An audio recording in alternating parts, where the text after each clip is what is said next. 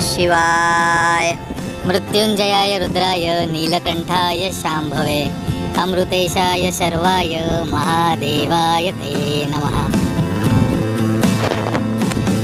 नमस्कार, आज आपण भेट देत आहोत अलिबाग पासून 10 ते 12 किलोमीटर अंतरावरील मापगाव इथल्या कणकेश्वर मंदिराला। आज आपण या मंदिराकडे जाण्यासाठी विविध टप्पे लागतील ते आता आपण बघूया। या कणकेश्वर देवस्थान यांनी पाठी लावलेली आहे। 650 पायऱ्या इथून आहे आणि अंतर सुमारे 5000 फूट आहे। आता आपण ते जाऊया। शिवशंभो शिवशंभो शिवशंभो। या मंदिराला येण्यासाठी मुंबई व पुणे पासून अवघ्या 3 ते 3.5 तासात तुम्ही पोहोचू शकता। पनवेल मार्गे अलिबागकडे जाताना कार्लेखिंडीवरून उजवीकडे वळण आहे। तेथून अवघ्या 15 मिनिटात कणकेश्वर मंदिराला पायथ्याशी तुम्ही पोहोचू शकता। असं हे तुम्हाला जे समोर दिसतंय तो डोंगर आहे। डोंगरचा जो वरती शिखर आहे असं वाटेल की ते शिखरावर मंदिर आहे, पण ते असे 2-3 डोंगर पलीकडे जाऊन आपल्याला तिथे मंदिर मिळेल।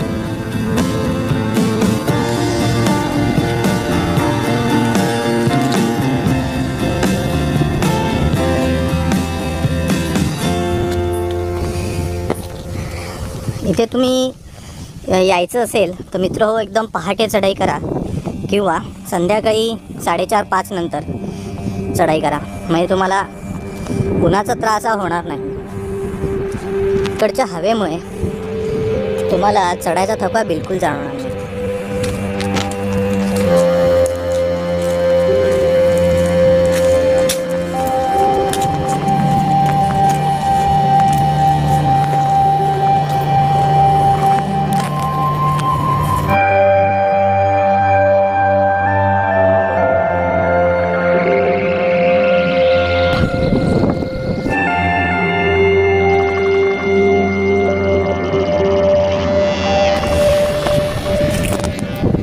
येताना मी तुम्हाला सांगेल की जास्त वजन तुम्ही घेऊ नका, कारण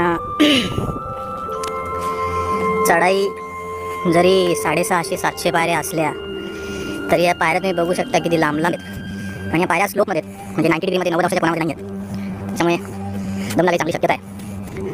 कसं पायऱ्या एकदम सुंदर असं निसर्गरम्य ज्याला आपण म्हणतो। आल्यानंतर एकदम जर तुम्ही चढण बघितलं तर एकदम स्टिफ आहे वरती। तर वरती पोचल्यानंतर गायमांडी आहे।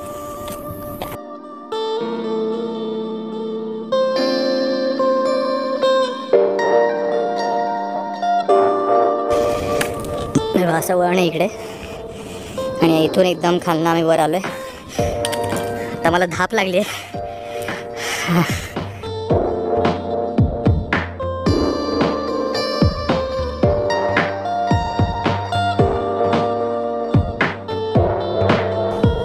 इथे गायमांडी आलंय। ते वरती ही जी टाकी दिसते तुम्हाला, ते पाणी पिण्याची सोय आहे। भक्तगणांसाठी अर्ध्या रस्त्यावर आल्यानंतर तुम्ही इथे पाण्याचा उपभोग घेऊ शकता. अतिशय थंड असे पाणी ते आहे. त्याला गायमांडी त्याला नाव आहे, कारण इथे इकडे पोर्शन लागतो. थोडासा असं स्लोप आहे इकडे, त्या स्लोपने मी खाली चाललो आहे. असं एक छोटं मंदिर आलेलं आहे. त्या मंदिराचे तुम्हाला हे सांगतो. या मंदिराचं नाव आहे पालेश्वर मंदिर. बघा ते पाटी आहे. कणकेश्वर देवस्थान पालेश्वर मंदिर, येथून शिव मंदिर 150 पायऱ्या, सुमारे 800 फूट बाकी आहे. तर हे पालेश्वर मंदिर आहे मित्र. हे पालेश्वर मंदिर म्हणजे ह्याचं नाव पालेश्वर असं का म्हणण्यात आलेलं आहे, कारण आजूबाजूला जे जंगल आहे त्याचा पालापाचोळा जो आहे, ह्या पालापाचोळा घेऊन या मंदिरात व्हायची प्रथा आहे. म्हणून या मंदिराला पालेश्वर मंदिर असं म्हणण्यात येतं. अतिशय सुंदर असं मंदिर आहे. आतमध्ये शंकराची पिंड आहे. ओम नमः शिवाय.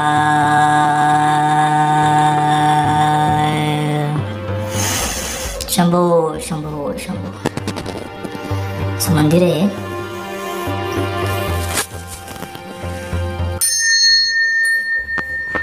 आता बघा सगळ्यात वरती आपण आलेलो इकडे. इथे तुम्हाला एक कमान दिसेल. ओम नमः शिवाय नमः शिवाय नमः शिवाय. शनिवार आहे मित्र, तर आपण नक्की हनुमानाचं दर्शन करूया आणि तुम्हालाही घडवूया.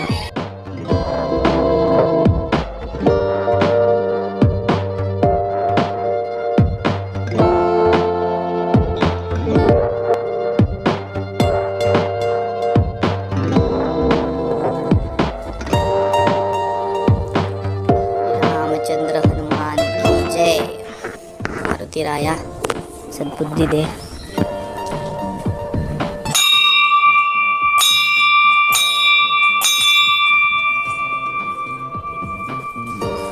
या मंदिराच्या बाजूला जर बघाल तुम्ही तर इथे एक असे सुंदर असं ब्रह्मकुंड आहे. स्वतः 4 दरवाजे जे आहेत, तर या दरवाज्यातनं इथे टप्पा आहे. तिथे आधी वाघ असायचे. जे वाघ या इथून यायचे आणि पाणी प्यायला इथून परत जायचे. ते स्पेशल ब्रह्मकुंड ह्याच्या इथे वाघ यायचे पहिले.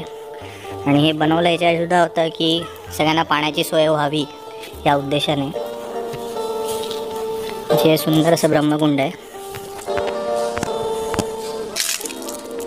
आत्ता आम्ही नोव्हेंबरच्या एंडिंगला आलो आहे, तरी पण इथे पाण्याचा साठा बऱ्यापैकी चांगला आहे, भरपूर भरलेला आहे. मार्च एप्रिलमध्ये जर तुम्ही आलात मे महिन्याच्या सुट्टीमध्ये तर पाणी बरंचसं खाली असेल.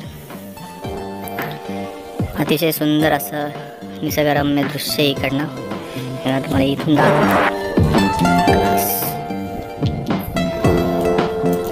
ओम नमः. इथे आत्ता आम्ही जेवायची इथे ऑर्डर खालनंच आम्ही दिलेली होती फोन करून की आम्ही 7-8 जण आम्ही येत आहोत, तर तुम्ही जेवायची इथे. हॅलो काळू. आणि हे इथे मंदिर आहे आणि इथे सुंदर असे मध्ये एक कुंड आहे.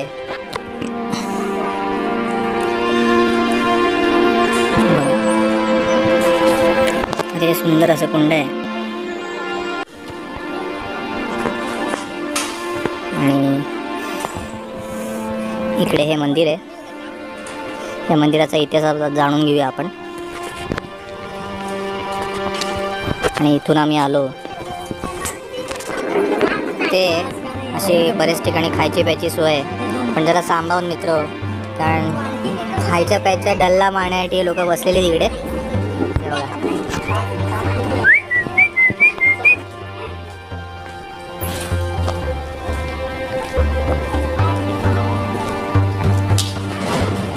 बघा हे मंदिर जे आहे त्या मंदिराचं तुम्ही जर बघितलं रचना तर हेमाडपंथी मंदिर आहे याची रचना आहे. स्ट्रक्चर जर तुम्ही बघाल तर हेमाडपंथी मंदिर आहे. असं सुंदर असं मंदिर आहे. आतमध्ये त्याचा जो इतिहास आहे मित्र हो, की इथे कणकेश्वराचं हे जे स्थान आहे, स्वयंभू मंदिर आहे.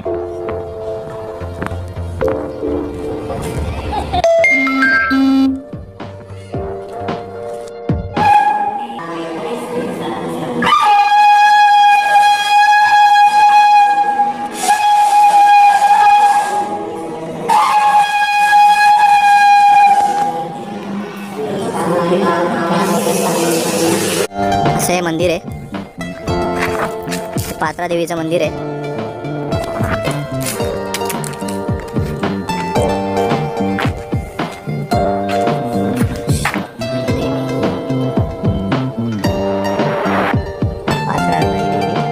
पात्रा देवी मंदिर. आणि इथून हे जे लोकेशन दिसतंय मित्र हो, हे बघा एवढ्या वरती आपण आलेलो आहे. आणि अजून सुद्धा शेवटचा एंड दिसत नाही तिथे.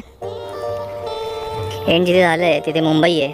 मुंबईच्या तिथे मोठ्या मोठ्या इमारती दिसतात, टोलेजंग. आणि तुम्हाला कणकेश्वरला जर यायचं असेल तर याचे 2 रस्ते आहेत. जसं आत्ता आपण पात्रादेवी बघितलं, आत्ता आपण जिकडनं आलो तो एक रस्ता, आणि हा पात्रादेवीकडनं जो आहे हा जो रस्ता पुढे जात आहे, हा जो रस्ता आहे तो मागचा रस्ता आहे जो जिराड गावातनं जातो. इकडनं असा जो आहे पूर्णपणे असा हा जिराड गावातनं जातो. हा खाली उतरतोय. आपण थोडंसं जाऊन बघूया पाहिजे तर. एकदम जंगल वाटेही. ॲक्च्युली ह्या रस्त्याने फार कमी लोक येतात.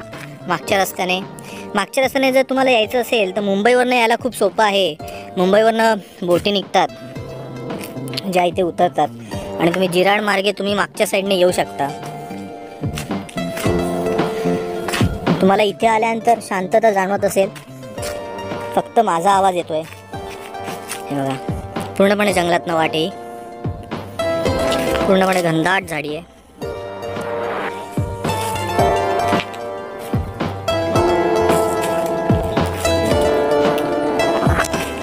थोडंसं जाऊन बघूया अजून खाली.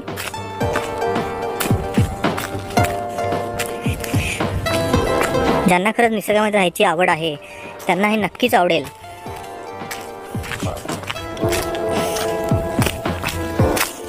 पण आपल्या रोजच्या दैनंदिन जीवनापासून आपण इथे आलो की मला खूप शांतता अशी वाटते. बघा हा जुना रस्ता आहे. बघा इकडनं गेला खाली. हा पूर्णपणे खाली उतरतो इकडे. इकडनं आता उतरलो खाली. तर अशी ही जी झाडी आहे ह्याच्यामध्ये मित्रांनो तुम्हाला अजून एक सांगायचं आहे, खूप निरनिराळ्या पद्धतीचे आयुर्वेदिक इथे वनस्पती आहेत. मोठे मोठे आयुर्वेदिक तज्ज्ञ शास्त्रज्ञ इथे येतात वेगवेगळे त्यांचे रिसर्च करायला. आता आपण पुढच्या टप्प्याला जाऊया. जे गोमुख आहे ते असं कुंड आहे इकडे. आणि इथे हे जे मंदिर लागतं गणपती मंदिर आहे. हे गणपती मंदिर आहे. सुंदर असं मंदिर आहे. एकदम सुंदर असं मंदिर आहे. ओम नमो गणपती.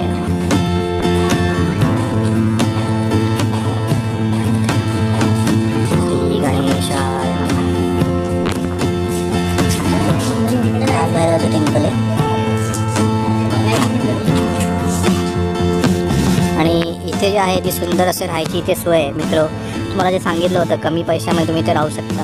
अतिशय सुंदर अशी इतक्या वरती सुद्धा त्यांनी सोय केलेली आहे जेवायची राहायची, आणि कमी पैशामध्ये. इथे असं विहीर इथे बांधलेली. इतक्या वरती सुद्धा पाणी आहे. जे पावसाळ्याचं पाणी असतं ते इथे जमलेलं आहे. अतिशय चांगलं पाणी आहे. पूर्णपणे तुम्ही बघाल तसं जांभा दगडामध्ये बनवलेली विहीर. आणि इथे हे राहतात. गणपती यांचं नाव आहे इकडे. हे गणपती मंदिरचे मागचे जे ट्रस्ट आहेत ते ट्रस्टांनी इकडे भटजी नेमले गुरुजी, ते गुरुजी इथे राहतात. त्यांचा नंबर पण खाली शेअर करेल. त्यांचं नाव गणपती आहे. तुम्हाला इथे वरती यायचं असेल तर त्यांना मी फोन करू शकता. राहायची सोय इथे आहे जी दाखवली मी तुम्हाला. जेवायची सोय हे करून देतात. ते सुंदर असं त्यांनी तेवढ्या वरती केलेली आहे भक्तगणांसाठी. आणि आता तुम्हाला जे मला पुढचं डेस्टिनेशन दाखवायचं आहे ते आहे पुढ्यात आपण चाललो आहोत ते आहे गोमुखापाशी. हा जो रस्ता आहे तो गोमुखाकडे जातो.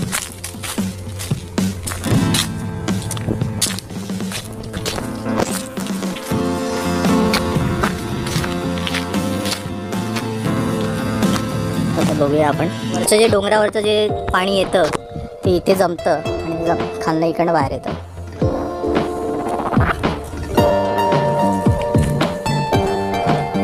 आणि ह्या इथून एक पायवाट गेलेली आहे आतमध्ये.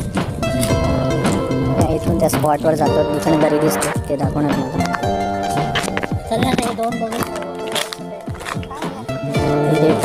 पायवाटेने आपण जाऊन तुम्हाला दाखवतो मी. ते हा जो एक स्पॉट आहे, सुंदर अशी दरी दिसते इकडे पूर्णपणे.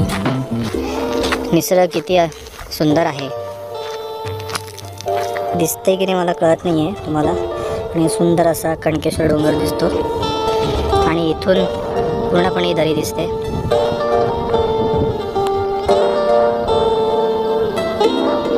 आणि आता ॲक्च्युली धुकं असल्यामुळे बिलकुल काही दिसत नाही आहे. आणि हा जो सगळा पूर्ण डोंगर आहे, हा कणकेश्वरचा डोंगर आहे.